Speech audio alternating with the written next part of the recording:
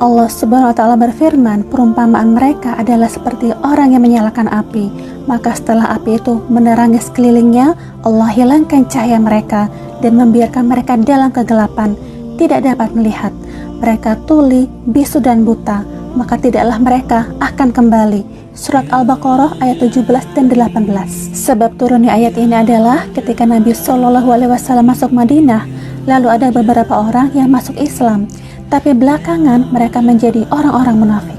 Sehingga perumpamaan mereka adalah seperti perumpamaan orang yang berada dalam kegelapan, lalu ia menyalakan api agar mendapat penerangan, sehingga ia bisa melihat sesuatu yang harus ia hindari. Dan ketika api itu padam, ia berada dalam kebingungan. Ibnu Abbas radhiyallahu anhu berkata, ini adalah perumpamaan yang dibuat Allah SWT untuk orang-orang munafik, bahwa mereka menjadi mulia karena Islam. Di tengah-tengah kaum muslimin, mereka leluasa menjalankan pernikahan, saling mewarisi, dan ikut mendapatkan harta fai. Tapi ketika sudah meninggal dunia, Allah SWT merenggut kemuliaan tersebut, sebagaimana dia merenggut pemilik api dari cahayanya, dan membiarkan mereka dalam kegelapan atau membiarkan mereka dalam siksa. Maksud dari firman Allah, maka tidaklah mereka akan kembali, Imam At-Tabari berkata, itu adalah pemberitahuan dari Allah yang Maha Agung tentang orang-orang munafik yang disifatinya telah membeli kesesatan dengan petunjuk. Mereka tuli sehingga tidak bisa mendengar mana yang baik dan mana yang benar. Mereka bisu sehingga tidak bisa mengucapkan keduanya. Mereka buta sehingga tidak bisa melihat mana yang baik dan mana yang benar. Sesungguhnya mereka tidak mau kembali dan berhenti dari kesesatan mereka, dan tidak mau insyaf dari kemunafikan mereka.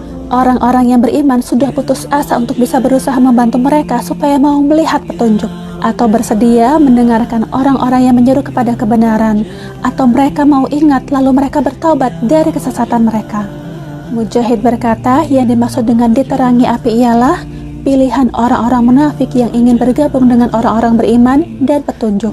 Sementara yang dimaksud dengan hilangnya cahaya adalah pilihan mereka untuk bergabung dengan orang-orang kafir dan kesesatan. Ibnu Qayyim mengatakan, Allah SWT membuat dua perumpamaan untuk orang-orang munafik sesuai dengan keadaan mereka, yaitu perumpamaan tentang api dan tentang air, karena keduanya mengandung cahaya dan kehidupan. Sesungguhnya api adalah materi cahaya dan air adalah materi kehidupan. Allah SWT menjadikan wahyu yang dia turunkan dari langit mengandung kehidupan hati dan juga cahayanya. Allah juga menjadikan cahaya bisa menampung kehidupan dan menganggap orang yang tidak bisa mengangkat kepalanya sebagai orang-orang yang mati dalam kegelapan. Allah Subhanahu wa Ta'ala mengabarkan tentang keadaan orang-orang munafik terkait posisi mereka dengan wahyu, bahwa mereka seperti orang yang menyalakan api untuk penerangannya dan untuk diambil manfaatnya. Hal ini karena mereka telah masuk Islam. Selain sudah memperoleh cahaya penerangannya, mereka juga sudah memperoleh manfaatnya.